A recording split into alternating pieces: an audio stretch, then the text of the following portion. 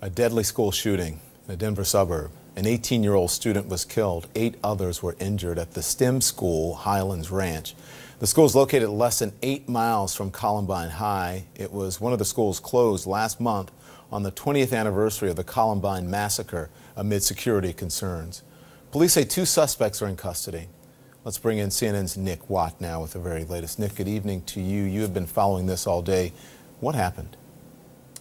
Well, a regular Tuesday lunchtime at a school in Colorado, and 2 young men got deep onto that campus, according to the sheriff, and shot in 2 different locations, shot 8 of their fellow students. Now, we are told that there is a sheriff's deputy, a substation just a block away from the school. So deputies were on this scene within a couple of minutes. As they walked onto the campus, as they ran onto the campus, they heard more shots ring out. And we were told by an undersheriff earlier that when those deputies got onto the school property, they saw these 2 suspects engaged in some kind of struggle with members of the school, unclear whether they were staff or students, whatever. We're still waiting to hear on that.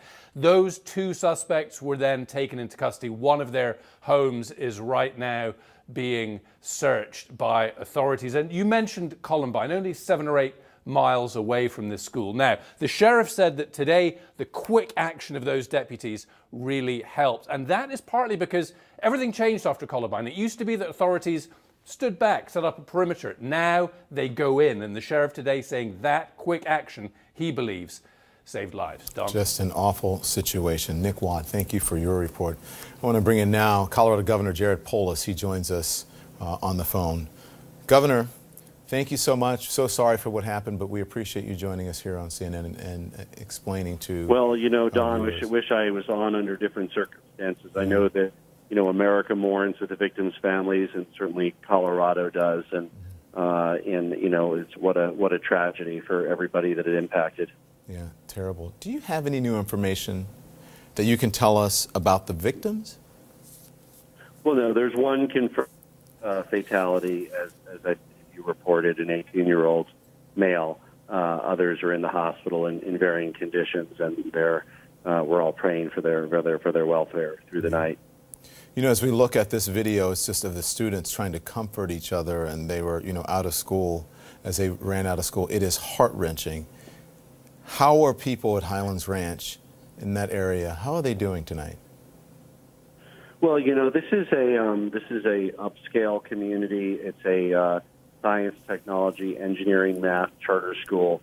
Really, many friends of mine and people we know attend this school. I think so many are relieved to find their children safe. I mean, if you saw some of the video of the parents, you know, running to the center to arrange to pick up their kids afterwards, it was done in an orderly way. The kids were moved to the pickup site. The system worked in that sense. And of course, if not for the courageous and prompt response of our first responders, the situation could have been far more tragic than it was. Absolutely. Can you tell us anything new about the investigation? Well, no, it's an ongoing investigation, as Sheriff Spurlock, who's done a terrific job with this, said in his most recent press conference. Because the suspects are in custody and it's an ongoing investigation, much of the information will be referred to the DA for likely prosecution. So in many of these situations, as you know, Don, the suspects are either killed in the process or killed themselves. In this one, we do have confirmed 2 suspects that have been apprehended and will almost certainly be prosecuted with multiple witnesses and strong forensic evidence that's being investigated. You know, as I introduced you, I talked about, you know, about the anniversary and what's going on in Colorado, the 4th school shooting in Colorado since Columbine 20 years ago. What are your constituents saying anything to you? Because I would imagine if this happened so much in a community that people would want some answers and they would want some corrective measures. What are they saying to you?